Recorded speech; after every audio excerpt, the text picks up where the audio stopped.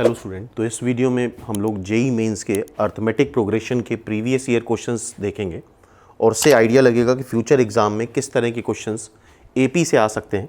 तो JEE mains 2020 का ये पहला क्वेश्चन ध्यान से पढ़ो, स्क्रीन में लिखा हुआ है the common difference of the AP B1 B2 B3 BM is 2 more than the common difference of this AP A1 A2 A3 AN। इसका मतलब अगर हम इस एपी का कॉमन डिफरेंस D ले लें तो इस एपी का कॉमन डिफरेंस D+2 आएगा।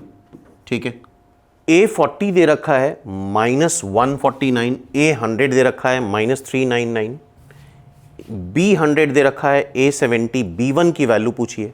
तो स्टार्ट करते हैं A40 से। हमें पता है nth टर्म ऑफ AP क्या होता है, A + n-1D। A is the first term, n is the total number of terms, D is the common difference. तो A40 what will be A40, इसका फर्स्ट टर्म A1 है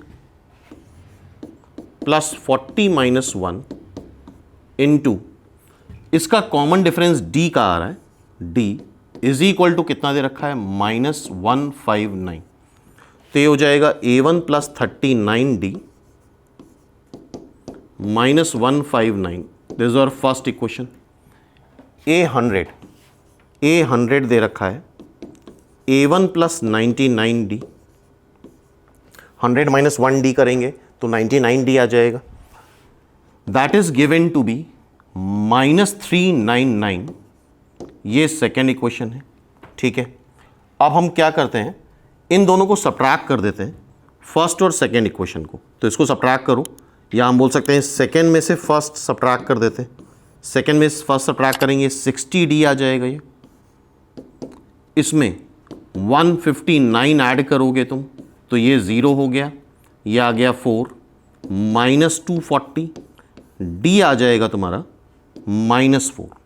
common difference आ गया -4। Check कर लो एक बार calculation करके, common difference D जो है वो -4 आ गया। D की वैल्यू किसी भी एक क्वेश्चन में उठा के रख देते हैं, A1 निकाल लेते हैं यहाँ से। A1 39 × -4 is equal to -159। 39 × -4 करोगे तो आएगा 6 3 12 156। सो A1 विल बी -3। A1 आ गया, D आ गया। अब हम पहली सीरीज पे आते हैं, B1 B2 B3 BM। इसका common difference first term B1 है, कॉमन डिफरेंस D+2 है। B1 फर्स्ट टर्म है, कॉमन डिफरेंस जो आएगा वो D+2 आएगा। D है तुम्हारा -4, तो -4 + 2 -2 आ जाएगा।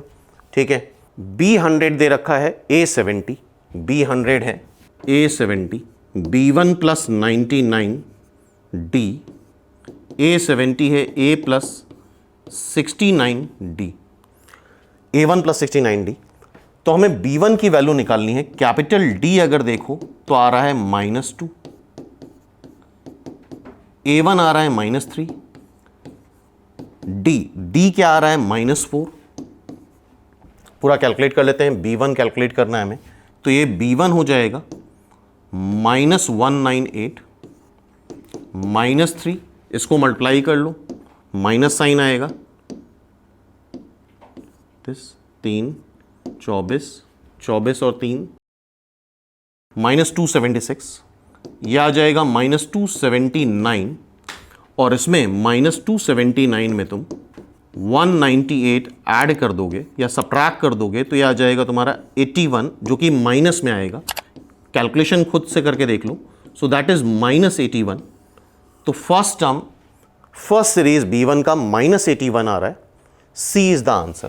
तो I hope basic simple question था, थोड़े से कैलकुलेशन ज़्यादा थे, लेकिन आई होप सबको समझ में आया होगा। ठीक है, सो जेई मेंस 2020 का अर्थमेटिक प्रोग्रेशन का ये एक अच्छा क्वेश्चन है। 5 नंबर्स आर इन AP जिसका सम दे रखा है। अच्छा, अगर 5 नंबर्स AP में और सम दे रखा है तो AP हम इस तरह से कंसिडर करते हैं, A - 2D, A - D, A + D and A + 2D। These are 5 numbers in AP जिसका सम दे रखा है। ऐड कर दो पूरा, इसको ऐड करोगे तो आएगा 5A, that is 25, means A is equal to 5। तो नंबर्स क्या हो गए, 5 - 2D, 5 - D, 5 + D, 5 + 2d। अच्छा, इनका प्रोडक्ट दे रखा है 2520, इनको मल्टीप्लाई कर लो आपस में, 2520, ठीक है। इसको और इसको मल्टीप्लाई करोगे आएगा 25 - 4d²। इसको और इसको मल्टीप्लाई करो 25 - d²। 2520 डिवाइड बाई 5 कर ले तो आ जाएगा 504, ठीक है। अब इसको मल्टीप्लाई कर लेते हैं, 4d² - 25 d² - 25 is equal to 504। 4d की power 4 minus 100 d² minus 25 d² minus 125 d² बन जाएगा। इसको मल्टीप्लाई करोगे 625 आएगा, दिस इज 504। इसको हमें फैक्टराइज करना होगा, 4d की पावर 4 माइनस 125 d² और इसको जब सब्ट्रैक्ट करोगे तो आएगा 10121 इज इक्वल टू 0। यहां से हमें d की वैल्यू बतानी है। सम कर लिया, प्रोडक्ट कर लिया। If one of the 5 term is -½ then the greatest number among them. तो ठीक है, पहले इसको फैक्टराइज करना होगा। 4 और 121 से फैक्टराइज कर सकते हैं। इसको लिखो 121 d² minus 4d² plus 121 is equal to 0। d² LCM ले लो तो 4d² minus 121 minus 1 4d² minus 121 is equal to 0। So d² minus 1 4d² minus 121 is equal to 0। तो यहां से जब सॉल्व करेंगे तो d आएगा, d² को 1 करो तो d आ जाएगा +-1 और d² 121/4 मीन्स d आ जाएगा +-11/2। क्लियर है। अब बोला गया है सीरीज का एक टर्म -½ है और सीरीज है क्या? सीरीज है 5 - 2d 5 - d 5 5 + d 5 + 2d। अब थोड़ा सा कॉमन सेंस यूज करो। अगर हम d को इंटीजर रख देंगे तो हर एक टर्म इंटीजर ही आएगा और कोई भी टर्म -½ नहीं हो सकता। d को +-1 रखोगे तो हर एक टर्म इंटीजर आएगा, कोई भी टर्म -½ नहीं हो सकता। ये 1 है तो d को पहले हम 11/2 रख के देखते हैं, क्या कोई टर्म इसका -½ आता है? 11/2 रखोगे तो 11 हो जाएगा। 5 - 11/2 ये -½ आ जाएगा 5 5 + 11/2 5 + 11 5 - 11 -6 यह आ जाएगा -½ यह आ रहा है 5 10 11 10 और 11 21/2 यह आ जाएगा 16। तो ग्रेटेस्ट टर्म क्या आ रहा है सीरीज का? 16। तो यही क्वेश्चन था, 16 is the greatest term, so it's answer is 16। तो आई होप जेईई मेंस 2020 का ये अर्थमेटिक प्रोग्रेशन का क्वेश्चन समझ में आया होगा सबको। सो स्टूडेंट, जेईई मेंस 2020 का अर्थमेटिक प्रोग्रेशन का ये नेक्स्ट क्वेश्चन है। ध्यान से देखो, if the sum of the first term of the series 3 + 4 8 + 9, यहाँ से सीरीज थोड़ी चेंज हो गई, 1 का डिफरेंस आया, फिर यहाँ पे 4 का डिफरेंस आ गया, फिर 1 का डिफरेंस आया, फिर यहाँ से देखिए 4 का डिफरेंस आया, फिर 1 का डिफरेंस आया, फिर 4 का डिफरेंस आया। तो ऐसी सीरीज में अगर 40 टर्म्स हैं, कितने टर्म्स हैं? 40 टर्म्स हैं। तो ऐसी सीरीज को ब्रेक कर लेते हैं। जैसे कि मान लो 3 4 ये एक टर्म हो गया, 8 9 ये एक टर्म हो गया, 13 14 ये एक टर्म हो गया, 18 19 ये एक टर्म हो गया। दो टर्म को एक टर्म कर लो, दो टर्म को एक टर्म कर लेंगे तो टोटल 20 टर्म्स हो जाएंगे। जरा देखो ध्यान से, सिमिलर टाइप के टर्म एक साइड कलेक्ट कर लेते हैं। तो ऐसी सीरीज में यही करा जाता है, पेयरिंग कर लेते हैं। तो 3 + 4 7 9 और 8 17 यहां से आ जाएगा तुम्हारा 27, यहां से आ जाएगा 37 टिल 20 टर्म, क्योंकि हमने पेयरिंग कर ली।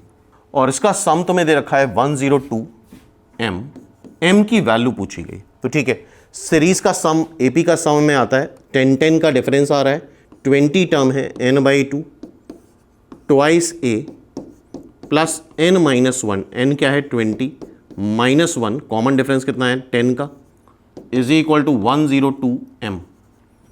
दिस इज 10, ये 14 है, ये 190 है, 102m। ठीक है, सो 102m इज इक्वल टू 10, इसको ऐड करोगे 204 आ जाएगा, डिवाइड कर दो तो ये 2 आ गया, तो m की वैल्यू सिंपली 20। तो एक बेसिक क्वेश्चन था ये अर्थमेटिक प्रोग्रेशन का, तो आई होप सबको समझ में आया होगा ये क्वेश्चन। अर्थमेटिक प्रोग्रेशन का जेईई मेंस का 2020 का एक बेसिक क्वेश्चन है। If the 10th term of an AP is 1/20, so we know that nth term of AP is a plus n minus 1d। a is the first term and d is the common difference. तो step by step करते जाते हैं। 10th term AP का जो कि होगा first term plus 10 minus 1d is equal to 120 which is eventually a plus 9d। ठीक है, 20th term a plus 20 minus 1d is 1/10 जो कि हो जाएगा a प्लस 19d, ये फर्स्ट ये second. Then the sum of first 100 term. तो AP की पहचान क्या होती है, उसका first term and common difference. दो इक्वेशन दे रखी हैं, सेकेंड माइनस फर्स्ट कर लो तो यह आ जाएगा 10d, 1/10 माइनस 1/20 तो यह आ जाएगा 1/20। सो d आ जाएगा 1/200। 1/200 किसी भी एक में रख दो, यहां पे रख देते हैं, a निकाल लेते हैं, 1/20 a, 9/200 यहां से a निकाल लो, 1/20 9/200, 200 एलसीएम आ जाएगा 10 minus 9, so this is 1/200। a भी 1/200 आ रहा है, d भी 1/200 आ रहा है और 200 टर्म्स का सम पूछा गया है। तो सम ऑफ 200 टर्म्स, Sn का फॉर्मूला सबको पता है, n/2 twice a plus n minus 1d। So 200/2 twice a क्या है 1/200, n माइनस 1 199 हो जाएगा 200 माइनस 1, ये भी 1/200 आ रहा है। सो ये 200 ये 200 ये 200 कैंसिल हो रहा है, 199 प्लस 2, 199 प्लस 2 करेंगे तो 201 आ जाएगा, डिवाइड बाय यहां पे क्या दे रखा है 2। सो ये सम ऑफ 200 टर्म्स आ गया। Sum of 200 terms is 201 divide by 2 which is 100 is to 1/2। इसको मल्टीप्लाई करो, ये 200 हो जाएगा, 1 ऐड करेंगे तो 100 is to 1/2। This is our answer, simple, clear है। तो स्टूडेंट जेईई मेंस 2019 का अर्थमेटिक प्रोग्रेशन का एक अच्छा क्वेश्चन है। काफ़ी स्टूडेंट ये क्वेश्चन नहीं कर पाए थे क्योंकि प्रॉपरली इसको इंटरप्रेट नहीं कर पाए थे, तो यहाँ पे हमने थोड़ा सा लैंग्वेज इसकी बदल दी है जिससे समझना आसान हो जाए। The sum of all natural numbers which are divisible by n, यहाँ पे n होना चाहिए, नंबर जो कि है बिटवीन 100 से 200 और HCF आ रहा है 91 और n का ग्रेटर देन 1 नहीं आ रहा है, ग्रेटर देन 1 आ रहा है। तो इसका मतलब ये दोनों, इन दोनों का HCF 1 नहीं आ रहा है, 91 और पहले तो इसको समझते हैं हम लोग कि HCF ऑफ 91, n 1 से बड़ा आ रहा है, मींस 1 नहीं है।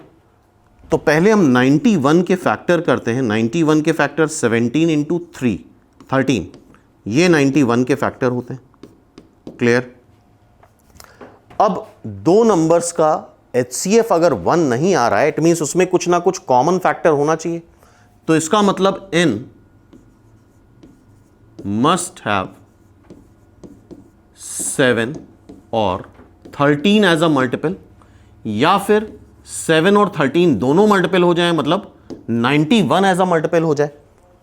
दोनों अगर 91 हो गए तो HCF क्या आ जाएगा 91। अगर ये 91 और ये 7 है तो HCF क्या आ जाएगा 7। ये 91 और 13 है n तो HCF क्या आ जाएगा 13। तो n जो है वो 7 हो सकता है, 13 हो सकता है और 91 हो सकता है।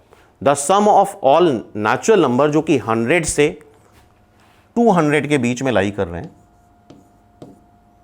डिविजिबल बाय n है। n क्या क्या हो सकता है? 7 हो सकता है, 13 हो सकता है, दोनों हो सकता है। ठीक है, तो 100 से लेके 200 तक के बीच के ऐसे नंबर्स जिनका सम बताना है, जो कि या तो 7 से डिविजिबल हो या 13 से डिविजिबल हो या दोनों से डिविजिबल हो, तो ऐसे केस में क्या करते हैं हम? पहले तो ऐसे नंबर्स का सम निकाल लेते हैं जो 7 से डिविजिबल है। किससे डिविजिबल है? 7 से। 100 से 200 के बीच के नंबर हमें सोचने हैं जो कि 7 से डिविजिबल है। तो 100 के बाद जब तुम स्टार्ट करोगे तो पहला नंबर आएगा 105 जो कि 7 से डिविजिबल होगा। अब इसमें तुम 7 ऐड करते जाओ, 7 ऐड करोगे तो आ जाएगा 112, फिर 7 ऐड करो 117 एंड सो ऑन। अब तुम्हें सोचना है कि 200 या 200 के पहले ही, क्योंकि इक्वलिटी नहीं लगी है, तो 200 के पहले वाला कौन सा नंबर है जो कि 7 से डिविजिबल हो, और डिवाइड अगर तुम करके देखते हो तो तुम्हें मिलेगा 196 इज द नंबर जो कि 7 से डिविजिबल है। चेक कर लो एक बार अपने आप। अब 7 से डिविजिबल वाले सारे नंबर्स का हमें सम निकालना है, तो सम के लिए टोटल नंबर ऑफ टर्म्स जरूरी होते हैं। तो मान लेते हैं nth टर्म है इस एपी का। nth टर्म एपी का है क्या? 196, which will be first term plus n-1। Common difference आ रहा है 7। इसको अगर तुम सॉल्व करोगे पूरा, तो ये जो टोटल नंबर ऑफ टर्म्स आएंगे यहां पे वो 14 आ जाएंगे। सॉल्व करके देख लो, दीज आर 14 टर्म्स। ठीक है, तो सम निकालोगे तो 14/2 first term plus last term. I hope ये फॉर्मूला सभी को पता है एपी का। n/2 first term plus last term is the sum of n terms of AP. I hope यहां तक बात समझ में आएगी। 7 से डिविजिबल वाले सारे नंबर्स हमने निकाल लिए, टोटल नंबर ऑफ टर्म्स 14 आ रहे हैं, उसका सम निकाल लिया जो कि सम यहां पे आ जाएगा 2107। कैलकुलेट करके देख लो, 2107 इज द सम। तो ये 7 से डिविजिबल वाले सारे नंबर्स आ गए। अब हम 13 से डिविजिबल वाले सारे नंबर्स देखेंगे जो कि 100 से 200 के बीच में हो। तो 100 के बाद का ऐसा नंबर तुम्हें सोचना है जो कि 13 से डिविजिबल हो। तो अगर तुम देखोगे तो पहला नंबर जो आएगा 100 के बाद 104 आएगा, और इसमें अब तुम 13 ऐड करते जाओ। इसमें 13 ऐड करोगे तो 117 आएगा, इसमें 13 ऐड करोगे तो 130 आएगा, और लास्ट नंबर तुम्हें सोचना है 200 से पहले वाला जो कि 13 से डिविजिबल हो। तो अगर तुम 200 से पहले वाले नंबर डिवाइड करोगे 199, 198, 197, 196, 195 आएगा जो कि 13 से डिविजिबल होगा। और ये तुम्हें करके देखना पड़ेगा, ठीक है, डिवाइड कर करके देखना पड़ेगा कौन सा नंबर 13 से डिविजिबल होगा। और यहां पे जब तुम सेम फॉर्मूला लगा दो तो ये टोटल नंबर ऑफ टर्म्स जो आते हैं, इसको nth टर्म मान लो। फर्स्ट टर्म क्या है? 104। कॉमन डिफरेंस कितना आ रहा है? 13 से डिविजिबल है तो 13। तो जब टोटल नंबर ऑफ टर्म्स निकालोगे तुम यहां पे, तो टोटल नंबर ऑफ टर्म्स 8 आ जाएंगे। So it's formula is 8/2 first term plus last term. इसको जब हम कैलकुलेट करेंगे तो पूरा ये आ जाएगा 1196। ठीक है, अब हमें देखना है 13 और 7 दोनों से डिविजिबल नंबर 91 इटसेल्फ एक नंबर है, लेकिन ये 100 से छोटा है। तो 91 का जस्ट डबल करोगे, 100 से 200 के बीच में चाहिए, तो 182 नंबर आएगा जो कि अकेला नंबर होगा जो कि दोनों से डिविजिबल हो, 7 से भी एज वेल एज 13 से भी। तो सिर्फ 182 एक नंबर है जो दोनों से डिविजिबल है। तो 7 से डिविजिबल या 13 से डिविजिबल, यहां पे तुम सेट थ्योरी का एक फॉर्मूला लगा सकते हो। 7 से डिविजिबल या 13 से डिविजिबल, तो ऐसे सारे नंबर्स का सम जो कि 7 से डिविजिबल है, ऐसे सारे नंबर्स का सम जो कि 13 से डिविजिबल है, इसमें वो नंबर रिपीट हो जाएगा तो एक बार उसको सब्ट्रैक्ट करा जाता है उसके इंटरसेक्शन को। तो ये आया था तुम्हारा 2107। चेक कर लो, 2107, 1196 आया था, और इधर आ जाएगा तुम्हारा 182। इसको जब तुम पूरा सब्ट्रैक्ट करते हो तो आता है 3121 इज द आंसर। कैलकुलेशन थोड़ा एक बार अपने आप करने पड़ेंगे, तो प्रैक्टिस के लिए इसको एक बार अपने आप ट्राई करो तो और बेटर समझ में आएगा।